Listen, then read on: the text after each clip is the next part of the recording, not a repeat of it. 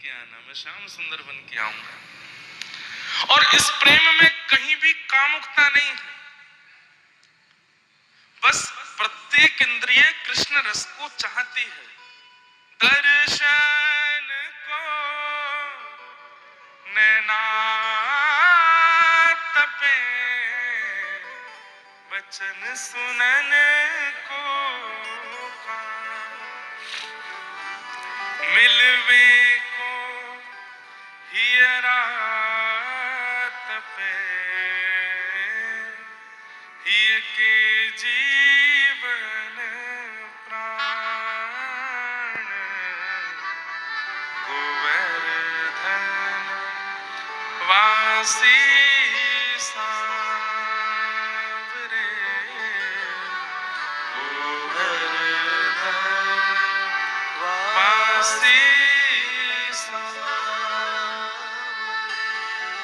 लाल तुम बिन रयो न जाए, ओ लाल तुम बिन रयो न जाए। न स्पर्श की इच्छा है, न मिलन की इच्छा है, न स्वीकार करो ऐसी इच्छा है। गोपियों की इच्छाएं नहीं है, गोपियों की बस इच्छा एक ही है, ऐसे ही देखत रहूं, आप मेरे रहो, रहो मेरे नैनन आगे, रहो मेरे अखियन आगे, रहो मेरी अखियन आगे, छैया कदम्ब तारगल वैया, क्या सोवत क्या जागे, ओ क्या सोवत क्या जागे। बस एक ही चाहिए, क्या? रहो मेरी अखियन आगे, हाँ रहो मेरी अखियन आगे, रहो मेरी अखियन आगे। रात में शयन कराते समय ये पद गाते हैं, हे नाथ क्या सोवत क्या जागे, जागते हुए भी मैं आपको देखूं, आंख बंद हो जाए तो आप भीतर बैठे रहो। गोपियों का प्रेम अलग है।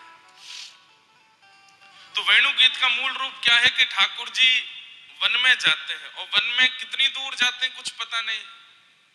तो जब तक ठाकुर जी लौट के नहीं आते, व्रज की सब गोपियां इतनी व्याकुल रहती हैं, इतनी ज्यादा बेचैन हो जाती हैं कि व्रज सूना लग रहा है, वृंदावन सूना लग रहा है, हम वृंदावन के प्राण तो बाहर चले गए हैं। तो उस समय गोपियां इतनी व्याकुल हो जाती हैं, वो एक एक समय तीन तीन युग के समान लगता है, एक एक क्षण की कब होगी संध्या, कब वेणु रव सुनाई देगा, कब श्याम सुंदर लौट करके वृंदावन आवेंगे। ठाकुर जी सुबह ही चले जाते हैं, अगर आज के समय के अनुसार कहें तो 9:30-10 बजे ठाकुर जी निकल जाते हैं, शाम को लौट के आते हैं 5 बजे। अब ये पूरा समय कैसे निकले? क्यों? रात्रि 6:30-7 बजे तो सो जाते हैं ठाकुर जी, और फिर पूरी रात दर्शन नहीं होता। ये बीच का ही तो समय था प्रकाश का, जिसमें श्याम सुंदर दिखते, तो उसमें भी गैया चराने चले गए। अब हम कैसे जिए? तब सब गोपियों के मन के भाव को ठाकुर जी पहचान गए, और कृष्ण प्रेम में जितनी भी पकी हुई गोपियां हैं, उन सबको वन की वंशी सुनाई देती है। ठाकुर जी मधुर वंशी बजाते हैं, और जैसे ही वेणु सुनाई देती है, वेणु कान में जाते ही सबके नेत्र बंद हो जाते हैं, और अपने अपने घरों में बैठे बैठे ही श्याम सुंदर के दर्शन होने लग जाते हैं। कैसे वृक्ष है, कैसी प्यार है, कैसी हवा है, कैसी घास है, कैसी नदी है, कैसा सूर्य है, कैसी वहां की परिस्थिति। मतलब गोपियां बैठी तो अपने घर में होती है, लेकिन पहुंच वहीं जाती हैं जहां श्याम सुंदर होते हैं। ये वेणु गीत है। अब वहां गोपियां झुंड बना करके अपने अपने दर्शन बता रही हैं कोई गोपी कुछ बता रही है, कोई गोपी कुछ बता रही है, और वे सब सत्य ही बता रही है। उन सबको एक जैसा ही दिख रहा है, लेकिन कुछ किसी किसी को विशेष दिख रहा है, किसी किसी को और ज्यादा विशेष दिख रहा है। वे आपस में चर्चा कर रही हैं। यही है वेणु गीत। किलोमीटरों दूर, कोसों दूर श्याम सुंदर वंशी बजा रहे हैं, और घर में बैठे गोपियों को दर्शन हो रहा है। बंधुओं, कथा भी वंशी है।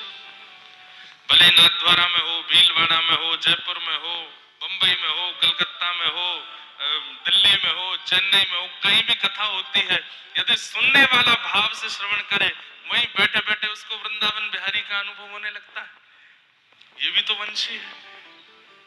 लेकिन आप तो बैठे ही वृंदावन में। चलो ले चलते हैं, ठाकुर जी की वेणु सुनाते हैं आप। वरहा पीणम नटवर वपु कर्णयो कर्णकारम बिभ्रदवासः कनक कपिसं वैजयन्तीं च माला रन्ध्रान् वेणोऽधर सुधया पूरयन् गोपवृन्दये वृन्दारण्यं स्वपदरमणं प्राविशत् गीतकीर्ति। जिनको बीच में उठ के जाना हो ना, वो ऐसे जाना कि हमको पता ना चले और न सुनने वालों को पता चले। वो बस चले जाना और फिर लौट के भी मत आना। क्योंकि ये प्रसंग अब इसमें मैं बहुत मुश्किल से प्रवेश करता हूं। वरहा पीड़म, पहले तो ठाकुर जी की झांकी देखो कैसी। मोर पंख का सुंदर आपीड़ यानी कि मुकुट धारण किया है अपने सिर पर। और ठाकुर जी मुकुट कैसे पहनते हैं? मुकुट सीधा पहनना चाहिए, ठाकुर जी टेढ़ा पहनते हैं। और टेढ़ा भी पहनते हैं, आगे झुका हुआ पहनते हैं, ऐसे पहनते हैं ठाकुर जी। क्यों?